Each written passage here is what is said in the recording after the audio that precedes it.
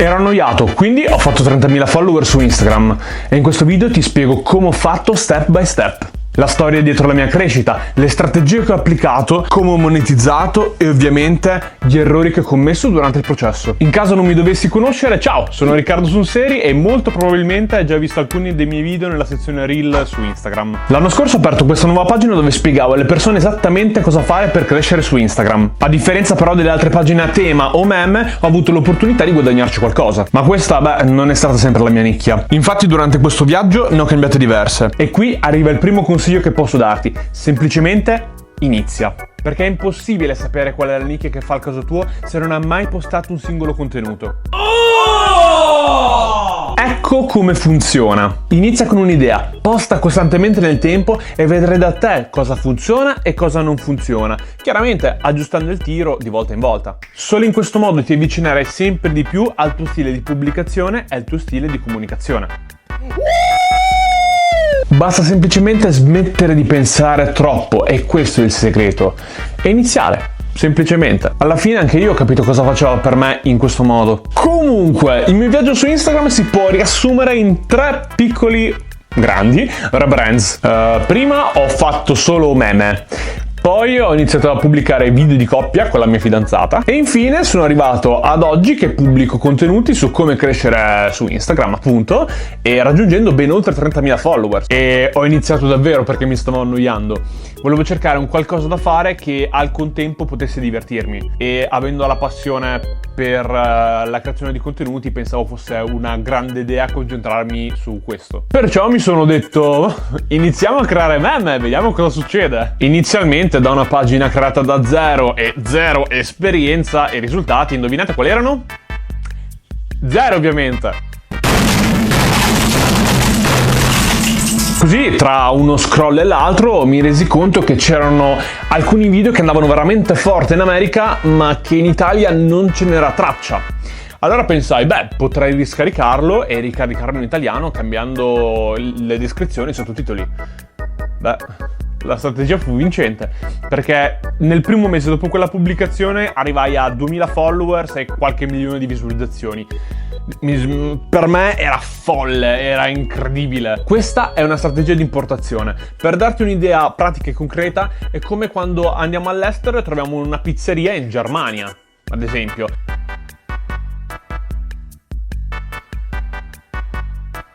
Un tedesco che vuole creare un qualcosa di diverso magari non va ad aprire un qualcosa sul cibo locale, che già magari ce ne sono diversi, va a creare un qualcosa che nella sua nicchia, ovvero nella sua città, magari non c'è, quindi potrebbe essere una pizzeria. È così che nascono le pizzerie all'estero. Ho continuato a pubblicare in questo modo e la pagina è cresciuta in modo relativamente veloce. E qui arriva un punto importantissimo: l'algoritmo, vedendo già che i video precedenti vanno molto forte, tende a spingere anche i successivi.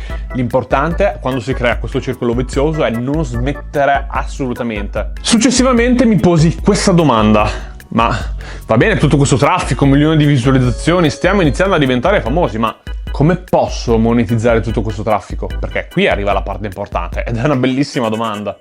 Here comes the money. Here we go. Money talk. Here comes the money. Money, money, money, money.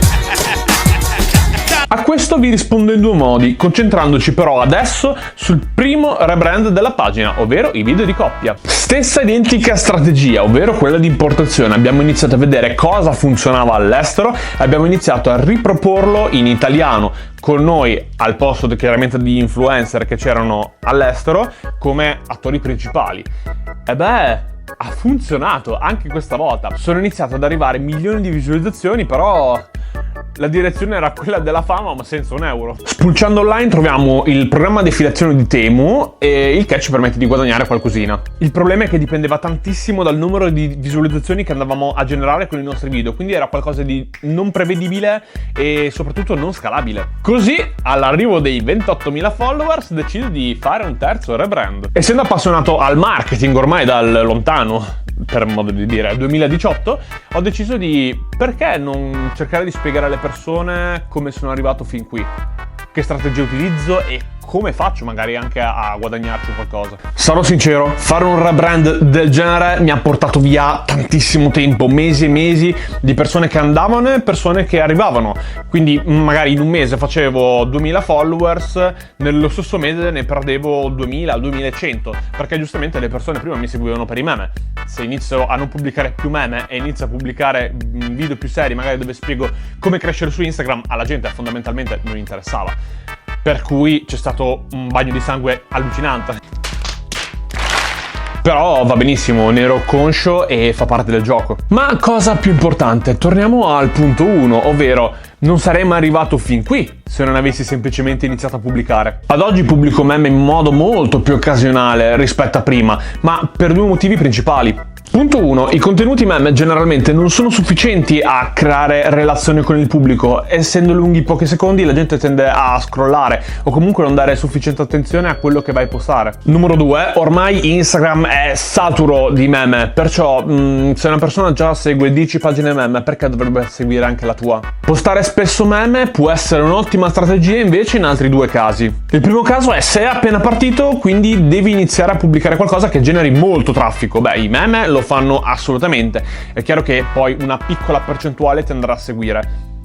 Se parliamo di milioni di visualizzazioni, è ovvio che già se l'1% di quelle persone ti seguono, hai già fatto una base di pubblico che puoi utilizzare per altri scopi. Il punto 2, che è quello più comune, è che non riesci a essere costante su ciò che pubblichi. Ed è normalissimo, ragazzi, è normale che se lavori hai una vita al di fuori di Instagram, bene o male. Per creare contenuti ci vuole tempo, di conseguenza magari puoi ambire a pubblicare un giorno un contenuto serio e un giorno un contenuto meme, in modo tale da alternare anziché fare 30 contenuti in un mese, che è fondamentalmente improponibile per una persona normale che non prenda questo come lavoro a tempo pieno, ma pubblicando in questo modo, alternandosi bene o male, fai 30 contenuti anziché 15, quindi è molto più sostenibile e ovviamente devono essere in tema con quello che facciamo. Ad ogni modo, successivamente, vedendo sempre le stesse domande nei DM, nei commenti su Instagram su "Ehi Rick, come faccio a crescere su questa piattaforma?" Beh, semplicemente ho scritto un libro da 0 a virale che racchiude bene o male tutto quello che so e tutto quello che c'è da sapere sull'argomento Instagram e come far crescere una pagina. Pubblicandolo su Amazon per me è diventata una rendita passiva. Chiaramente si occupano di tutto loro, dalla stampa alla distribuzione. Io semplicemente ricevo una royalties ogni qualvolta qualcuno acquista il libro da me. Ciò mi aiuta ad affermare la mia autorevolezza su Instagram anche per i nuovi clienti che poi vado a gestire attraverso la pagina, e mi aiuta sicuramente a fare quello che faccio meglio: creare contenuti per Instagram. Adesso utilizzo questa pagina per promuovere i miei servizi e vedo che è effettivamente quello che funziona meglio. Qui ho imparato la lezione numero 1 che ti accompagnerà per tutto il resto della vita, ovvero non occorre pensare a ciò che le persone potrebbero acquistare perché potrebbero crearsi il problema. No, bisogna osservare ciò che occorre davvero alle persone.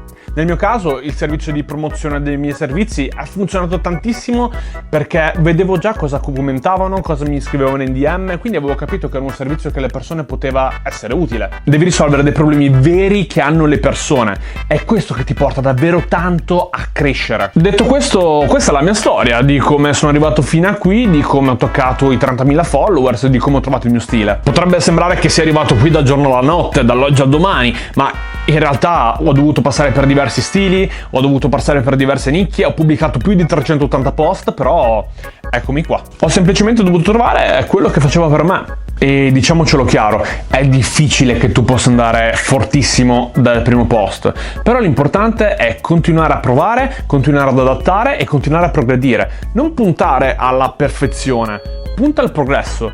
Una lezione che mi è stata davvero utile nella vita è non cercare di arrivare a 100.000 followers, cerca di pubblicare invece 100 post che siano belli visivamente, utili alle persone e che siano centrati completamente alla tua nicchia. Dopo che sei arrivata a questa cifra, valuta e cerca di capire se sta andando nella direzione giusta o no.